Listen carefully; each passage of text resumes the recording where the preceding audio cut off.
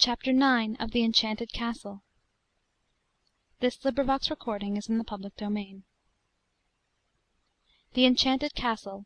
Fairy Tales from Flowerland. By Hartwell James. CHAPTER IX. The Star of Bethlehem. Stars that in earth's firmament do shine.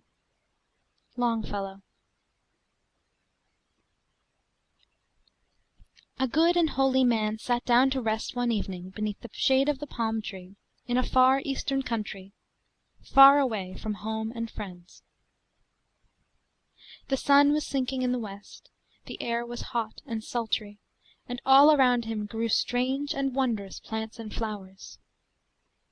It was a beautiful land, but the stranger's heart was sad within him. He had travelled far in order to carry the story of Jesus and his love into heathen lands, but here among the followers of the false prophet none would listen to his tale. Even now, as he sat beneath the palm tree, the spires of the Mohammedan mosques gleamed white in the distance, and he could hear the voices of the priests as they chanted their evensong. "How ever can I serve my Master in such a land as this?" exclaimed the holy man. "All around me seems to brood the spell of an unholy influence. Even the very flowers have taken part in heathen rites and ceremonies. Help me, Lord, for I am very weak." And the stranger bowed his head in prayer. And then a thrill of hope and joy passed through his sinking heart, for there in the green grass at his feet were the familiar star like blossoms of a tiny plant. The Star of Bethlehem men call it, because of its resemblance to the bright messenger from heaven, which years ago led the shepherds of Bethlehem to the birthplace of the infant Saviour.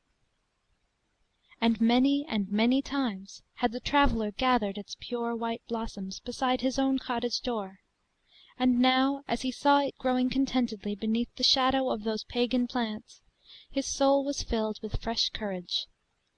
Here, in a strange land, the little flower told the story of the Saviour's birth, and its presence seemed to shed a ray of light and hope around. Cheered and strengthened, the holy man went on his way, ready once more to fulfil his labour of love, and to proclaim the good tidings of salvation to all who would hear. Chapter 10.